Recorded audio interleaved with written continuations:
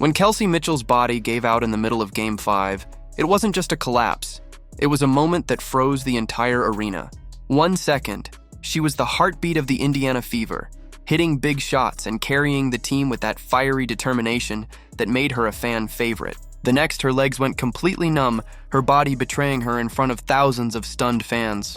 As she crumpled into a teammate's arms, no one could have predicted how serious it really was. What doctors revealed days later would shock even the toughest athletes in the league.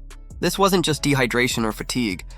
It was rhabdomyolysis, a condition so rare and dangerous it can shut down organs and end careers. And yet when Mitchell finally spoke about it, she said something that left everyone speechless. She'd do it all over again. That statement, delivered with quiet conviction during her emotional press conference, wasn't about recklessness. It was about what it means to give everything to the game, even when everything means risking your own body. Mitchell described how it began as what she thought were normal cramps, the kind every athlete learns to play through.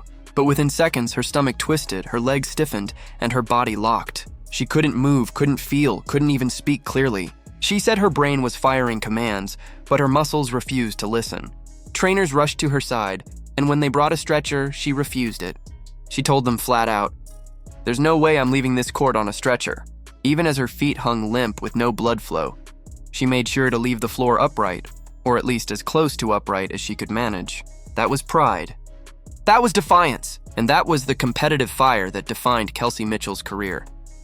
But behind that toughness was something far more alarming. Mitchell revealed that she had ignored the warning signs for days. It was her first postseason, the moment she'd worked her entire career for, and she wasn't about to let fatigue, cramps, or anything else stand in her way. She talked about the brutal travel schedule, how they'd played Game 4 one night and boarded a plane the next morning for Game 5, with barely any recovery time. She talked about the volume of work, the practices, the media sessions, and the constant adrenaline of playoff basketball. Her body wasn't ready for it. Few are. What unfolded that night was her body's way of saying enough. Rhabdomyolysis is not something most basketball players ever worry about. It's more common among marathon runners or soldiers in extreme training. But in Mitchell's case, the combination of exhaustion, dehydration, and overexertion pushed her muscles beyond repair. The tissue literally began breaking down, flooding her bloodstream with toxins that could have shut her kidneys down. Her body wasn't just tired, it was failing. And yet, the moment she was carried off the court, Mitchell was thinking about her teammates, not herself. She said her first thought was that she had let them down. She was supposed to lead them. She was supposed to finish. The way she described those moments brought many to tears. While she lay there, terrified and unable to move, Aaliyah Boston knelt beside her, praying out loud. Lexi Hall held her hand. Bree Turner kept whispering, "You're gonna be okay. Your legs are going to move." Mitchell called it the radiation of love, that invisible force that holds a team together when everything else falls apart. For her, that moment wasn't about the physical pain. It was about realizing how much these women meant to her. They weren't just teammates. They were family. What made it even more emotional was the backdrop of the season itself. The Fever had been through hell to get there. They'd battled injuries, lineup changes, and constant doubt from critics who said they weren't ready for the big stage. And they'd done it while adjusting to life without Caitlin Clark for long stretches due to injury. Mitchell admitted that Clark's absence forced everyone to reinvent themselves. Roles shifted. Chemistry had to be rebuilt. Everyone had to grow up fast. By the time they reached the playoffs, they weren't just a team. They were survivors. And that, Mitchell said, was why she pushed herself to the edge. She didn't want to be another player on the injury list.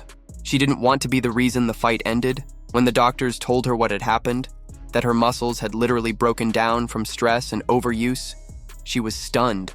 But her response wasn't fear or regret. It was pride. "I said I'd play until my wheels fell off," she told reporters, and I did. It wasn't bravado.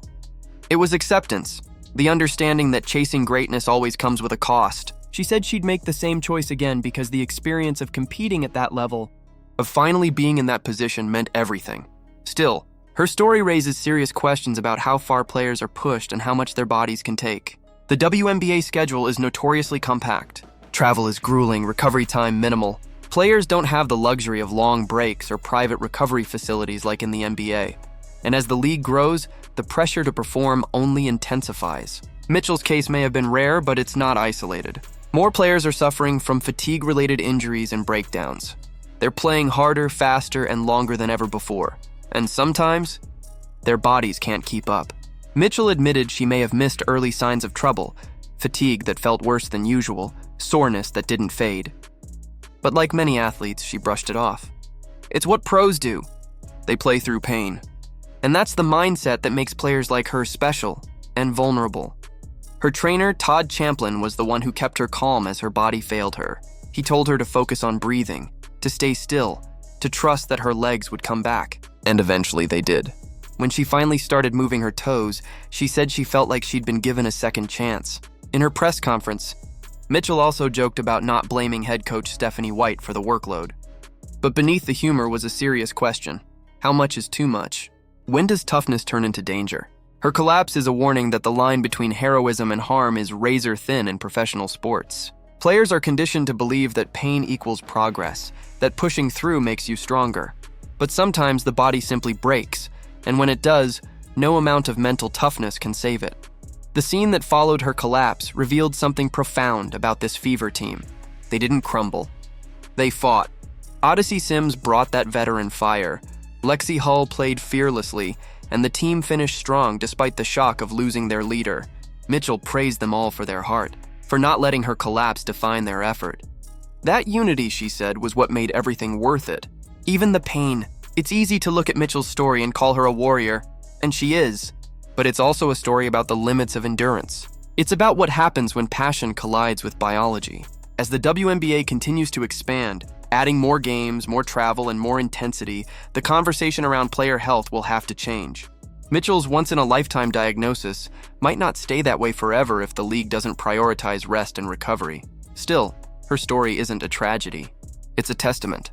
Kelsey Mitchell gave everything she had, literally, and came out stronger for it. Her words about pride at the end of that press conference were simple but powerful.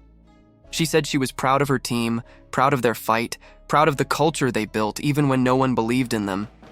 She said they earned that pride through pain, sacrifice, and belief. That's what defines a champion, even in defeat. So what do you think?